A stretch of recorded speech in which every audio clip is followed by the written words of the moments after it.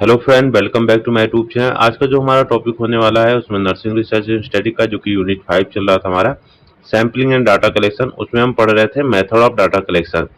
तो जो भी बचे हुए मेथड हैं जैसे कि ऑब्जर्वेशन मेथड हो गया, record analysis and measurement method, यही हमारे सिलेबस में दिया गया है। तो यही मेथड बच गए हैं। तो इस लेक्चर में हम इन जितने भी मेथड हैं उनको हम कवर करेंगे। तो चलिए वीडियो को स्टार्ट करते हैं। वीडियो को स्टार्ट करने से पहले एक बार आपको और भी रिवाइज कर देते हैं। इससे पहले जो हम लोगों ने मेथड पढ़ा था वो पढ़ा था हमारा क्वेश्चन मेथड था, इंटरव्यू मेथड था। इसमें हम पढ़ेंगे ऑब्जर्वेशन मेथड और जो बचे हुए मेथड जैसे रिपोर्ट एंड मेजरमेंट मेथड। तो ऑब्जर्वेशन मेथड ये भी एक oldest and most important method होता है। इसमें जो रिसर्चर होता है वो केयरफुली क्या करता है, वॉचेस करता है, लिसन करता है एंड रिकॉर्ड करता है behaviour, activity, event and situation as they occur naturally. यानी कि जो भी सिचुएशन या फिर जो भी बिहेवियर नेचुरली अकर हो रहा है, ठीक है, वही वो क्या करता है, जो रिसर्चर होता है उसको ऑब्जर्व करता है इसमें। तो ये ऑब्जर्वेशन मेथड होता है डाटा कलेक्शन का। यहाँ पे सिंपल समझ मतलब कि कोई भी जैसे मान लीजिए पेशेंट है, ठीक है, अगर आप उससे डाटा लेंगे तो पेशेंट को आप क्या करेंगे, आप उसको क्या करेंगे, लुक करेंगे यानी देखेंगे, कंटिन्यू उसको क्या करेंगे, सुपरवाइज कर सकते हैं, ठीक है, या फिर सुपरविजन में रखते हैं, ये भी कर सकते हैं। तो ये भी क्या करें, अब ऑब्जर्व कर रहे हैं उसको, ठीक है। तो ऑब्जर्व करेंगे तो उससे रिलेटेड जैसा उसका बिहेवियर रहेगा, उसकी एक्टिविटी रहेगी, उसको आप क्या करेंगे, रिकॉर्ड करेंगे। वो आपका क्या कहलाएगा, ऑब्जर्वेशन मेथड डाटा कलेक्शन का। अब जैसे रिसर्चर ऑब्जर्व करता है, क्या क्या चीजें ऑब्जर्व कर सकता है, व्हाट पीपल डू, पीपल क्या कर रहा है, ठीक है, हाउ डू दे बिहेव, कैसे बिहेव कर रहा है, and how procedure are perform, या फिर कोई भी प्रोसीजर कैसे परफॉर्म कर रहा है। उसमें बेसिकली इसमें ध्यान रखना है कि रिसर्चर केयरफुली क्या कर रहा है, वॉच कर रहा है, ठीक है। तो देखेगा, लिसन करेगा जो भी चीजें होगी और उसको रिकॉर्ड करेगा। वही हमारा ये ऑब्जर्वेशन मेथड में आएगा।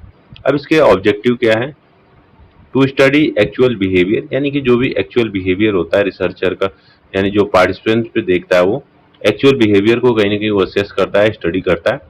टू असेस प्रैक्टिस, कोई भी प्रैक्टिस या प्रोसीजर होता है उसको असेस करने में ये हेल्पफुल रहता है। To study non verbal communication, तो जो भी नॉन वर्बल कम्युनिकेशन होता है उसको भी कहीं ना कहीं एसेस करता है, क्योंकि अब इसमें क्या है, आप सिर्फ ऑब्जर्व कर रहे हैं तो इसमें जरूरी नहीं कि जो पार्टिसिपेंट है वो आपसे कम्युनिकेट करे, ठीक है। तो नॉन वर्बल जो कम्युनिकेशन होता है उसमें भी कहीं ना कहीं ये इफेक्टिव होता है। And to obtain real information, ठीक है, तो कहीं ना कहीं एक रियल इंफॉर्मेशन मिलता है जो कि नेचुरल बेस पे होता है उस पर्सन या फिर उस पार्टिसिपेंट से related. To evaluate skill and performance, ठीक है, तो कोई भी स्किल या परफॉर्मेंस को इवल्यूएट करने के लिए भी कहीं ना कहीं ये ऑब्जर्वेशन मेथड यूज होता है। And to collect data between the depending on the verbal response, ठीक है, तो जो भी वर्बल रिस्पॉन्स होता है उसके बीच में जो भी डाटा होता है उसको भी कहीं ना कहीं ऑब्जर्वेशन मेथड से वो कहीं ना कहीं डाटा को कलेक्ट करता है। तो ये कुछ बेसिक ऑब्जेक्टिव थे ऑब्जर्वेशन मेथड के जो कि डाटा कलेक्शन करते हैं। अब इसके करैक्टरिस्टिक क्या होते हैं, जब भी हम ऑब्जर्वेशन मेथड करते हैं तो कुछ करैक्टरिस्टिक को ध्यान में रख के करते हैं, जैसे कि direct method of data collection. तो एक डायरेक्ट मेथड होता है डाटा कलेक्शन का, ठीक है, तो जो भी रिसर्चर होता है या फिर ऑब्जर्वर होता है वो क्या करता है, ऑब्जर्व करता है जो भी उसको डाटा कलेक्ट करना रहता है। सिस्टमेटिक एंड प्लान प्रोसेस होता है, पहले से वो क्या करता है, चीज़ों को प्लान करता है, क्या क्या क्राइटेरिया सेट करता है कि क्या क्या चीज़ें हमें ऑब्जर्व करना है उस पार्टिसिपेंट में, ठीक है। रियल बिहेवियर इज ऑब्जर्व, ठीक है, तो इसमें रियल बिहेवियर को क्या करता है, वो कैप्चर करता है और उसको रिकॉर्ड एंड एनालाइज करता है। Can study verbal and non verbal behaviour, ठीक है, तो दोनों तरीके से भी जो भी बिहेवियर होता है उसको क्या करता है, स्टडी करता है जो भी रिसर्चर होता है। May be structure and unstructured form में हो सकता है। रिक्वायर केयरफुली रिकॉर्डिंग, ठीक है, तो केयरफुली रिकॉर्डिंग इसमें बहुत ज़्यादा जरूरी रहता है कि जब भी आप चीज़ें ऑब्जर्व कर रहे हैं तो आप केयरफुली क्या करेंगे, उसको ऑब्जर्व करेंगे और जो भी आपको डाटा मिल रहा है उसको क्या करेंगे, आप रिकॉर्ड करेंगे। अब इसके बाद बढ़े तो टाइप्स ऑफ ऑब्जर्वेशन मेथड की। तो ऑब्जर्वेशन मेथड डिफरेंट टाइप के बेस्ड वे हैं। पहला जो टाइप्स है based on the researcher participation, यानी कि रिसर्चर पार्टिसिपेशन के बेस में बताएं तो पार्टिसिपेंट ऑब्जर्वेशन। अब इसमें क्या होता है, जो रिसर्चर होता है वो एक्टिवली पार्टिसिपेट होता है इन एक्टिविटी वाइल ऑब्जर्विंग, ठीक है, तो जो भी एक्टिविटी हो रहा है उसमें रिसर्चर ऑलरेडी क्या करता है, पार्टिसिपेट करता है और चीजों को क्या करता है, ऑब्जर्व करता है। अब इसके करैक्टरिस्टिक क्या है, researcher become part of group. ठीक है, तो जो भी ग्रुप होता है उसमें रिसर्चर कहीं ना कहीं क्या करता है, पार्ट होता है और वो चीजों को ऑब्जर्व करता रहता है उसमें। क्लोज इंटरेक्शन विथ पार्टिसिपेंट, यानी कि जो पार्टिसिपेंट होता है उसके साथ क्लोज इंट्रोडक्शन करता है ताकि उनके बिहेवियर को क्या करे, असेस कर सके और जो भी फाइंडिंग हो उसको रिकॉर्ड कर सके। Better and understanding of behaviour. अब चीज आप समझिए कि अगर आपको किसी के बिहेवियर को असेस करना रहता है तो आप क्या करेंगे, उसके पास रहेंगे, उसके साथ उठे बैठेंगे, खाना पीना खाएंगे या फिर कहीं जो भी एक्टिविटी होगी उसकी सारी चीजें ऑब्जर्व करने के लिए आपको उसको साथ रहना ही पड़ेगा। तो इससे क्या होगा, एक आपको इफेक्टिव और रिलायबल डाटा आपको मिलेगा। अब एग्जांपल समझे, जैसे कि एक कम्युनिटी हेल्थ नर्स है, ज्वाइन करेगी village health activity to observe ASHA workers.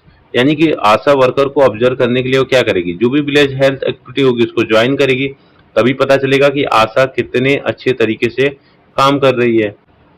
अब बात करें सेकंड टाइप का जो दिया है, नॉन पार्टिसिपेंट ऑब्जर्वेशन। यानी कि सिंपल सी बात है, उसमें हम क्या कर रहे थे, रिसर्चर जो रहता था वो एक्टिवली पार्टिसिपेट करता था। इसमें क्या करता है, रिसर्चर होता है सिर्फ ऑब्जर्व करता है विदाउट पार्टिसिपेटिंग इन एक्टिविटी। किसी भी एक्टिविटी में वो पार्टिसिपेट नहीं करता, बस वो क्या करता है, चीजों को ऑब्जर्व करता है, उसको एनालाइज करता है। अब इसके करेक्टरिस्टिक क्या है, रिसर्चर रिमेन सेपरेट, यानी कि वो अलग रहता है कोई भी एक्टिविटी से।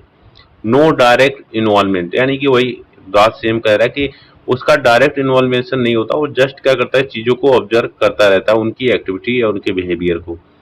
Less influence on participant. ठीक है, तो कहीं ना कहीं पार्टिसिपेंट के द्वारा इन्फ्लुएंस नहीं होता। इसका भी एक रहता है कि हाँ, जो भी रिसर्चर होता है वो क्या करता है, सिर्फ चीजों को ऑब्जर्व करता है और इसमें पार्टिसिपेंट को भी नहीं पता चलता कि वो रिसर्चर हमें ऑब्जर्व कर रहा है। एग्जाम्पल देखो इसमें, जैसे कि ऑब्जर्विंग नर्स पेशेंट इंटरेक्शन इन वार्ड विदाउट इंटरफेयरिंग। यानी कि जो भी, अब कौन ऑब्जर्व करेगा, जो भी नर्सिंग स्टाफ जो इंचार्ज होंगे वो क्या करेगा, नर्स पेशेंट के रिलेशनशिप को ऑब्जर्व करेगा कि कैसे वो एक दूसरे से क्या कर रहे हैं, रिलेशनशिप मेंटेन कर रहे हैं, कैसे इंटरेक्शन कर रहे हैं वार्ड में। वो सारी चीजें ऑब्जर्व कौन कर रहा है, जो भी नर्सिंग इंचार्ज होगा वो। अब उसके बाद बेस्ड ऑन द स्ट्रक्चर के अकॉर्डिंग, तो स्ट्रक्चर एंड अनस्ट्रक्चर्ड फॉर्म में होता है। स्ट्रक्चर फॉर्म में यानी कि observation conducted using a pre plan format, checklist and schedule. ठीक है, तो पहले से ही चीजें क्या रहते हैं, प्री प्लान रहता है, जो भी ऑब्जर्वर रहता है वो चीजों को पहले ही क्या करता है, चेकलिस्ट वगैरह बना लेता है, फॉर्मेट तैयार कर लेता है, या फिर जो भी शेड्यूल होता है वो पहले से ही क्या करता है, रेडी करके रखता है। अब इसके करेक्टरिस्टिक क्या है, स्पेसिफिक और बिहेवियर को क्या करता है, ये ऑब्जर्व करता है। ठीक है, तो कोई भी स्पेसिफिक बिहेवियर को ही क्या करता है, ये ऑब्जर्व करता है। जैसे मान लो उसके एटीट्यूड को हमें क्या करना है, असेस करना है, उसके बिहेवियर को, ये इस वाले बिहेवियर को हमें असेस करना है, तो वो एक स्पेसिफिक पार्ट के लिए हम स्पेसिफिक टूल तैयार करेंगे, स्पेसिफिक चेकलिस्ट तैयार करेंगे। तो उससे रिलेटेड ही क्या करेंगे, क्वेश्चन या फिर जो भी मेथड होगा वो कहीं ना कहीं उसमें यूज करेंगे। स्टैंडर्डाइज्ड रिकॉर्डिंग होता है इसमें, एक स्टैंडर्ड फॉर्म में होता है क्योंकि आप स्टैंडर्ड टूल्स का यूज करते रहते हैं इसमें। ऑर्गेनाइज मेथड में होता है, पहले से आप इसको क्या करते हैं, प्री प्लान होता है, तो एक ऑर्गेनाइज मेथड में ये होता है। अब एग्जांपल, जैसे कि checklist use to observe hand washing step among the nurses. तो क्या करेंगे, आप उनसे कुछ क्राइटेरिया सेट करेंगे, जैसे आपने क्या किया, कब हैंड वॉशिंग किया, एस, यहाँ ठीक है एस हो गया, और दूसरे कॉलम में आपका क्या रहेगा, नो रहेगा।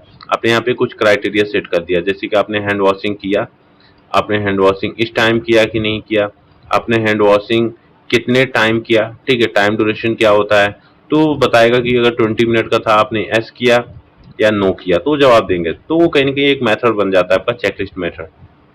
उसके बाद अनस्ट्रक्चर्ड जो ऑब्जर्वेशन होता है, ऑब्जर्वेशन विदाउट फिक्स प्लान या फिर चेकलिस्ट। ठीक है, तो इसमें कोई भी फिक्स प्लान या फिर चेकलिस्ट नहीं होता, इसमें सिचुएशन के अकॉर्डिंग ये क्या करता है, जो भी रिसर्चर होता है वो ऑब्जर्व करता है। तो कैरेक्टरिस्टिक की बात करें तो ये फ्लेक्सिबल होता है।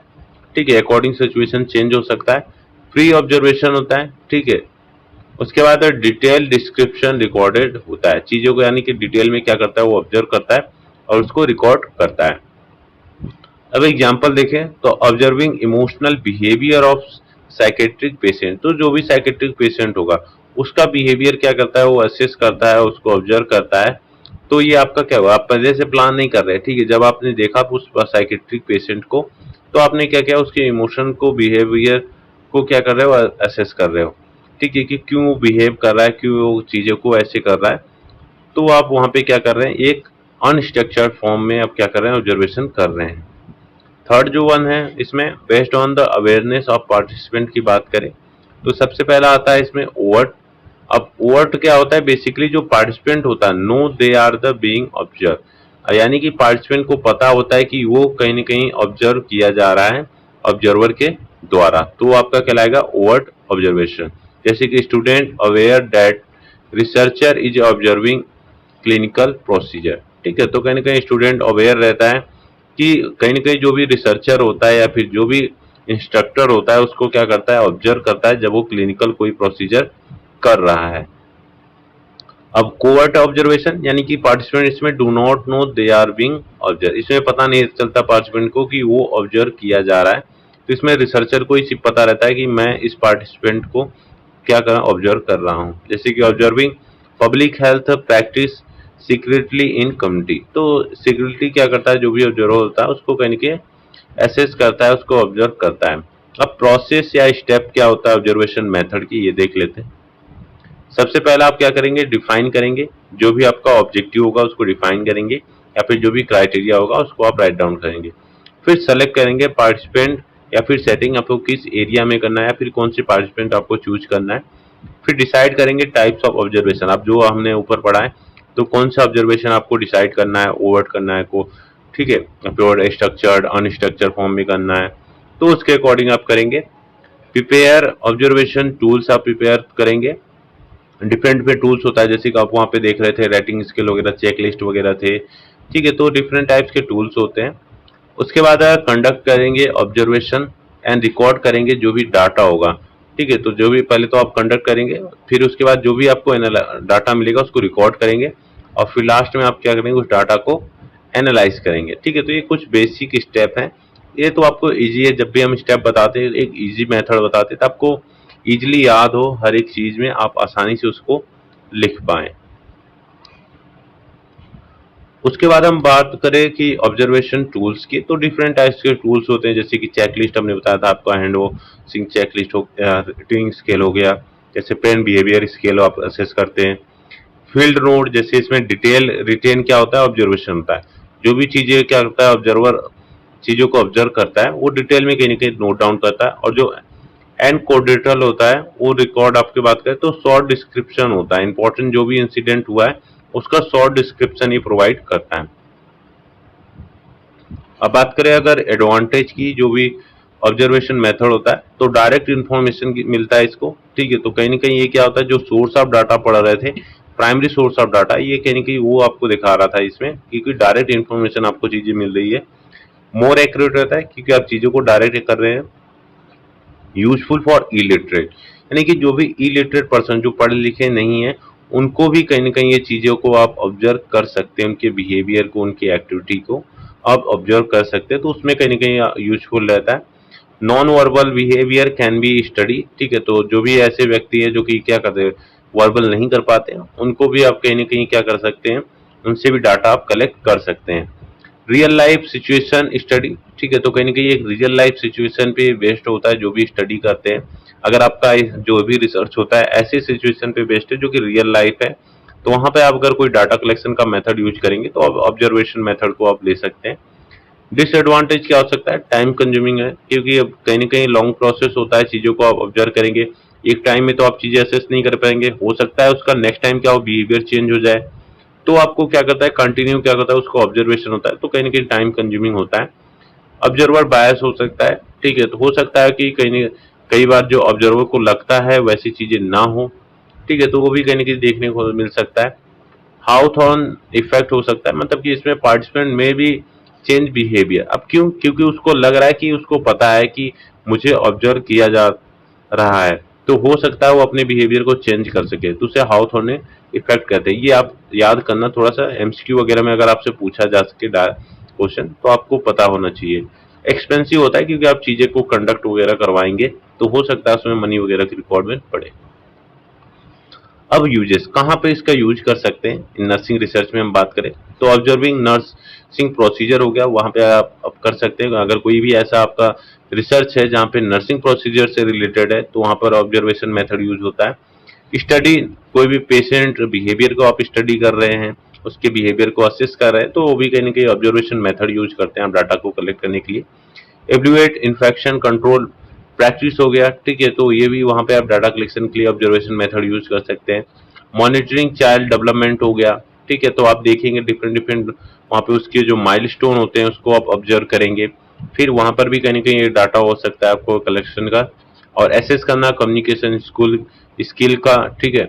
उसके बाद साइकेट्रिक बिहेवियर को असेसमेंट करना। तो ये बेसिकली कुछ यूजेस थे जो कि नर्सिंग रिसर्च में आएंगे। तो यहाँ पे आपका ऑब्जर्वेशन मेथड हो गया कंप्लीट। आगे बढ़े तो आगे आता है हमारा रिकॉर्ड एनालिसिस मेथड, यानी कि जो भी चीजें पहले से आपके पास है, मतलब कहीं डॉक्यूमेंट के फॉर्म में है, कहीं रिपोर्ट के फॉर्म में है, ठीक, किसी फाइल के फॉर्म में है, वहां से अगर आप कोई भी डाटा को कलेक्ट करते हैं तो आपका कहलाएगा रिकॉर्ड एनालिसिस मेथड में आएगा। तो researcher collect data from the already existing record document report या फिर फाइल से आप कहीं नहीं ले रहे हैं। Instead of asking patient directly the researcher study available written या फिर इलेक्ट्रॉनिक रिकॉर्ड, ठीक है, तो बिना किसी से वो पूछे, ठीक है, वो हो सकता है जो भी पार्टिसिपेंट हो उससे डायरेक्टली वो ना पूछकर जो भी उसके रिलेटेड डाटा है वहां से कहीं ना कहीं वो क्या करेगा, उसको यूटिलाइज करेगा। अब सोर्स क्या हो सकते हैं, जैसे कि हॉस्पिटल रिकॉर्ड हो गया, गवर्नमेंट रिकॉर्ड हो गया, इलेक्ट्रॉनिक हेल्थ रिकॉर्ड हो गया, कम्युनिटी हेल्थ रिकॉर्ड हो गया और एजुकेशनल रिकॉर्ड हो गया। तो यहाँ से कहीं ना कहीं वो डाटा को क्या करेगा, कलेक्ट कर सकता है। बात करें हम अब इसके टाइप्स की, तो बेसिकली इसको दो तरीके से कैटेगराइज किया गया है। पहला जो है रेट्रोस्पेक्टिव जो रिकॉर्ड होता है, और दूसरा जो है आपका प्रोस्पेक्टिव रिकॉर्ड, ठीक है। तो जो रेट्रोस्पेक्टिव रिकॉर्ड होता है वो बेसिकली क्या होता है, जिसमें जो रिसर्चर होता है जो भी पास्ट डाटा रहता है उसको कहीं ना कहीं क्या करता है, स्टडी में यूज करता है अपने डाटा को कलेक्शन करने में। जैसे कि एग्जांपल समझो, analysis patient record from the last 5 year for TB cases, यानी कि अगर मान लो टीबी केसेस को असेस कर रहा है कि इस एरिया में कितने टीबी के केसेस हैं, तो डाटा कलेक्शन में वो क्या करेगा, जो भी पास्ट 5 ईयर के डाटा होंगे उसको वहां से क्या करेगा, यूटिलाइज करेगा और देखेगा कि इस एरिया में 5 सालों में कितने टीबी के केसेस देखने को मिले, तो वहां पे उसको डेटा मिल जाएगा, ठीक है। वहीं अगर हम बात करें प्रोस्पेक्टिव जो रिकॉर्ड एनालिसिस होता है, उसमें करेंट डाटा को रिकॉर्ड करता है study continuously over the time, ठीक है। जो भी डाटा होगा उसको क्या करेगा, और रिसर्चर कंटिन्यूसली क्या करेगा, ऑब्जर्व करेगा। जैसे एग्जांपल इसमें दिया गया है, monitoring ICU record for infection rate during next 6 month, ठीक है। तो क्या करेगा, मॉनिटर करते रहेगा आईसीयू रिकॉर्ड को, जो भी इन्फेक्शन रेट होगा कब तक, नेक्स्ट जो अगला 6 मंथ है वहां तक क्या करेगा, उसको रिकॉर्ड करेगा और जो भी डेटा होगा उसको क्या करेगा, वो गैदर करेगा। अब एडवांटेज या डिसएडवांटेज की बात करें तो एडवांटेज पहले देख लेते हैं। तो लेस्ट कॉस्ट इन्वॉल्व होता है क्योंकि इसमें ज़्यादा कॉस्ट इन्वॉल्व नहीं होता, पहले से ऑलरेडी बट जो भी रिकॉर्ड रहता है वो वहाँ पे मेंशन रहता है, आपको इजीली ऑनलाइन भी मिल सकता है, आपको ऑफलाइन भी मिल सकता है। सेव टाइम, टाइम आपका बच जाता है, चीज़ों को आपको असेस नहीं करना पड़ता है, आपको हर चीज़ें पहले से ही क्या करती है, मेंशन रहता है उसमें। नो पार्टिसिपेंट बर्डन, ठीक है, तो इसमें पार्टिसिपेंट वगैरह की कोई ज़रूरत वगैरह नहीं रहती है इसमें। हिस्टोरिकल डाटा अवेलेबल मिल जाता है आपको इजीली देखने को, और useful for the large data, ठीक है। अगर आप लार्ज डाटा का कहीं ना कहीं आप यूज कर रहे हैं तो यहाँ पे कहीं ना कहीं यूजफुल होता है। अब डिसएडवांटेज क्या है, इनकम्प्लीट रिकॉर्ड, हो सकता है कुछ मिसमैच हो गया हो, कुछ चीज़ें रह गई हो, उसमें छूट गई हो, तो उस एरर हो सकता है आपको देखने को मिल सकता है। ओल्ड डाटा में भी इनएक्यूरेट, ठीक है, तो जो भी डाटा हो उतना एक्यूरेट ना हो as compare to current data के अकॉर्डिंग हम बात करें। लैक ऑफ कंट्रोल हो सकता है, ठीक है, क्वालिटी को लेकर कि जो भी क्वालिटी वगैरह है उतनी अच्छी नहीं आपको मिल रही है, या फिर जो भी क्वालिटी उस टाइम जब क्या कर रहे थे डाटा को रिकॉर्ड कर रहे थे तो उतने अच्छे तरीके से नहीं किए। और कॉन्फिडेंटली इशू हो सकता है, यानी कि आप बिना जो भी पार्टिसिपेंट हो उसको कंसेंट लिए उसकी प्राइवेसी को आप क्या कर रहे हैं, चीज़ों को मतलब कि आप ले रहे हैं, दूसरों के सामने ला रहे हैं, तो कहीं न कहीं ये भी इथिकल इशू को देखने को मिल सकता है, तो ये डिसएडवांटेज हो सकता है इसका। उसके बाद हम बात करें आगे जो इसके यूजेस की बात करें कहाँ कहाँ पे हो सकता है, जैसे इन्फेक्शन रेट स्टडी कर रहे हैं आप, वहाँ पे कर सकते हैं इसको। मोर्टेलिटी स्टडी कर रहे हैं आप, देखेंगे लास्ट 5 ईयर कितने डेड रेट हुए हैं। पेशेंट आउटकम इवोल्यूशन देखेंगे लास्ट 5 ईयर, लास्ट 2 ईयर, तो वहाँ पे हो सकता है। हॉस्पिटल ऑडिट स्टडी कर रहे हैं तो वहाँ से अगर हम कोई डाटा कलेक्ट करना चाह रहे हैं उसके रिकॉर्डिंग, तो वहाँ पे आप यूज कर सकते हैं। नेक्स्ट जो दिया है मेजरमेंट मेथड के बारे में दिया गया है। तो बेसिकली इसमें use to collect quantitative data by the assigning number value to variables, यानी कि इसमें क्या करता है, जो भी रिसर्चर होता है एक क्वांटिटेटिव डाटा को क्या करता है, वो एसेस करता है। ठीक है, सिंपल सी बात करें, अगर आपका कोई ऐसा स्टडी है, अब आप चाह रहे हैं कि आपका डेटा को कलेक्शन करना है, तो आप क्या करेंगे, मेजरमेंट मेथड यूज करेंगे जहाँ पे आपको क्वांटिटेटिव डाटा को जरूरत पड़ेगी। अब ये रिसर्चर को हेल्प करता है टू ऑब्टेन, यानी कि ऑब्जेक्टिव उसको मिल जाएगा, एक्यूरेट डाटा मिल जाएगा और साइंटिफिक इंफॉर्मेशन मिलेगा उसको। अब इसके टाइप्स देखें तो डिफरेंट डिफरेंट टाइप्स के होते हैं। पहला जो टाइप दिया गया है फिजिकल मेजरमेंट, यानी कि अगर आप ऐसी कोई स्टडी करें जहां पर आपको फिजिकल मेजरमेंट से रिलेटेड डाटा की जरूरत पड़े, तो आप क्या करेंगे, फिजिकल मेजरमेंट मेथड यूज करेंगे। जैसे मेजर बॉडी फंक्शन या फिर कोई भी फिजिकल कैरेक्टरिस्टिक, जैसे कि हाइट हो गया, वेट हो गया, temperature, BP, pulse rate, structure. यानी कि आप ऐसी कोई स्टडी कर रहे हैं जहाँ पे आप एसेस कर रहे हैं कि इस ईयर में इतनी हाइट होनी चाहिए, तो आप वहाँ क्या कर रहे हैं, हाइट ही तो मेजर कर रहे हैं, तो आपको डाटा कहाँ से मिलेगी, एसेस करने के। मान लीजिए हमने 5 साल का डाटा हमें दे दिया, या फिर नेक्स्ट 5 ईयर का हम क्या कर रहे हैं, डाटा को एसेस कर रहे हैं, तो आपका क्या हुआ, वो फिजिकल मेजरमेंट में ही आ रहा है वो। फिर उसके बाद फिजियोलॉजिकल मेजरमेंट की बात करें तो इसमें मेजर करता है मेंटल एंड इमोशन कंडीशन। ठीक है, तो फिजियो सॉरी यहाँ पे साइकोलॉजिकल है। साइकोलॉजिकल मेजरमेंट की हम बात करें तो साइकोलॉजिकल मेजरमेंट में आपका आता है measuring mental and emotional condition को मेजर करते हैं। जैसे कि एंजाइटी स्केल आता है, जैसे कि इसमें बोलते हैं हैमिल्टन एंजाइटी रेटिंग स्केल होता है। दूसरा जो आता है आपका डिप्रेशन स्केल्स आता है, जो कि बैक डिप्रेशन इन्वेंट्री होता है। इसमें डिफरेंट टाइप्स के क्या होते हैं, उसमें नंबरिंग दिया जाता है, स्कोरिंग किया जाता है। तो इसके बाद आपको क्या करता है, मतलब कि जो भी रिसर्चर होता है वो देखता है कि माइल्ड है, मॉडरेट है या फिर सीवियर कंडीशन है। ठीक है, जो भी एंजाइटी स्केल होता है, ये याद रखना है, ये दोनों स्केल इंपॉर्टेंट है। एक तो अगर एंजाइटी स्केल के बारे में पूछ रहा है तो हैमिल्टन एंजाइटी रेटिंग स्केल ऐसा होता है। दूसरा अगर डिप्रेशन स्केल की बात करें तो बैक डिप्रेशन जो होता है इन्वेंट्री होता है। उसके बाद बिहेवियर मेजरमेंट की बात करें तो बिहेवियर मेजरमेंट में आपका मेजर करता है एक्शन एंड प्रैक्टिस को कहीं ना कहीं मेजर किया जाता है। जैसे कि हैंड वॉशिंग हो गया, कंप्लायंस मेजर कर रहे हैं आप, तो आप या फिर मेडिकेशन एडरेंस मेजर कर रहे हैं, तो वहाँ पे आप बिहेवियर मेजरमेंट यूज कर सकते हैं। ठीक है, मतलब कि सिंपल सी बात है, किसी के एक्शन या फिर प्रैक्टिस को अगर आपको एसेस करना है, उससे रिलेटेड डाटा आपको लेना है, तो आप बिहेवियर मेजरमेंट करते हैं। उसके बाद बायोकेमिकल मेजरमेंट हम बात करें तो मतलब लैब से रिलेटेड। ठीक है, सिंपल सी बात है, इसमें लेबोरेटरी बेस्ड मेजरमेंट होता है। अब ऐसी कोई चीज़ें आप एसेस कर रहे हैं, जैसे यहाँ पे दिया है ब्लड शुगर लेवल। अब आपकी स्टडी देखें कि इस पेशेंट में ब्लड शुगर लेवल कितना है। ठीक है, तो आप उससे रिलेटेड डाटा को कैसे कलेक्ट करेंगे, तो बायोकेमिकल मेजरमेंट से ही करेंगे। ठीक है, लास्ट 5 ईयर क्या करेंगे उसका, नेक्स्ट 6 मंथ या फिर नेक्स्ट 1 ईयर तक क्या करेंगे आप, उससे जो भी रिलेटेड डाटा होगा वो क्या करेंगे, कलेक्ट करेंगे। क्या वो हीमोग्लोबिन का लेवल से आप स्टडी करें या फिर कोलेस्ट्रॉल के लेवल की स्टडी करें, तो डिफरेंट डिफरेंट टाइप में या डिफरेंट डिफरेंट मेथड यूज कर सकते हैं। अब हम बात करें मेजरमेंट टूल्स की, तो मेजरमेंट टूल्स बेसिकली जैसे कि अगर आप क्लिनिकल सेटिंग में कर रहे हैं तो क्लिनिकल इंस्ट्रूमेंट आप यूज करेंगे, जैसे थर्मोमीटर हो गया, बीपी ऑपरेटर्स हो गया। वहीं अगर हम बात करें कोई रेटिंग स्केल यूज कर रहे हैं तो डिफरेंट डिफरेंट टाइप के रेटिंग स्केल यूज कर सकते हैं। अगर आप पेन को असेस कर रहे हैं या उससे रिलेटेड डाटा को ले रहे हैं तो पेन स्केल यूज करेंगे। अगर एंजाइटी से रिलेटेड आपको डाटा कलेक्ट करना है तो आप क्या करेंगे, एंजाइटी स्केल यूज करेंगे। तो डिफरेंट डिफरेंट टाइप्स के आप स्केल यूज कर सकते हैं अकॉर्डिंग टू अपने सिचुएशन, आपने जो भी टॉपिक आपने सेलेक्ट किया है। अगर आप कोई लेबोरेटरी बेस पे कोई स्टडी कर रहे हैं तो उससे रिलेटेड आपको डेटा कलेक्ट करने के लिए आप लेबोरेटरी का सहारा लेंगे, जैसे ब्लड टेस्ट वगैरह, यूरिन एनालिसिस वगैरह। अब इसके एडवांटेज और डिसएडवांटेज देख लेते हैं। तो एडवांटेज की बात करें तो एक्यूरेट डाटा कहीं ना कहीं ये देता है। ठीक है, आप मेजरमेंट करते हैं, चीज़ों को आप असेस करते हैं, तो कहीं ना कहीं एक्यूरेट डाटा आपको मिल जाता है। लेस पर्सनल बायस देखने को मिलता है, क्योंकि आपको चीज़ें सामने जितना डाटा आपको दिखेगा, ठीक है, आप मेजर करेंगे उतना ही डाटा आपको देखने को मिलेगा। ये नहीं कि उसमें आपको आप ऊपर नीचे कुछ कर सकते हैं, उसमें ऊपर नीचे कुछ नहीं कर सकते। जितना डेटा आता है उतना ही आप क्या करेंगे, उसमें वहाँ पे मेंशन करेंगे। इजी स्टैटिकल एनालिसिस होता है, वही हम बात कर रहे थे यहाँ पे ऊपर की। डेटा आप एक्यूरेट लिखेंगे, जो डेटा आ रहा है उसको कहीं ना कहीं एक्यूरेट लिखेंगे, तो इससे एनालिसिस आपका क्या होता है, ईजी हो जाता है। रिलायबल फाइंडिंग मिलता है, ठीक है, चीज़ें आपको कहीं ना कहीं रिलायबल मिलता है। अगर आप रिपीटेड चीज़ें करते हैं वो कहीं ना कहीं सेम आपको देखने को मिल सकता है इसमें।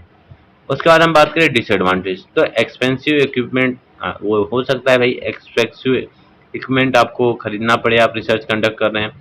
टेक्निकल स्किल्ड रिक्वायर्ड होता है, ठीक है, डिफरेंट डिफरेंट आप मेजरमेंट यूज कर रहे हैं तो उसमें डिफरेंट डिफरेंट टेक्निकल की रिक्वायरमेंट होती है स्किल की।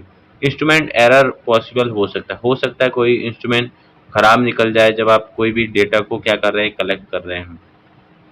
उसके बाद हम बात करें यहाँ पे यूजेस की बात करें, तो यहाँ पे मॉनिटरिंग, कोई पेशेंट हेल्थ हो गया, क्लिनिकल ट्रायल हो गया, या फिर ड्रग स्टडी वगैरह कर रहे हैं तो वहाँ पर आप इसका यूज कर सकते हैं।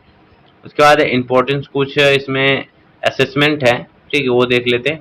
जैसे कि मान लीजिए आपसे पूछा गया कि आप एटीट्यूड को कैसे असेस करेंगे, तो डिफरेंट डिफरेंट मेथड होते हैं एटीट्यूड को असेस करने के लिए।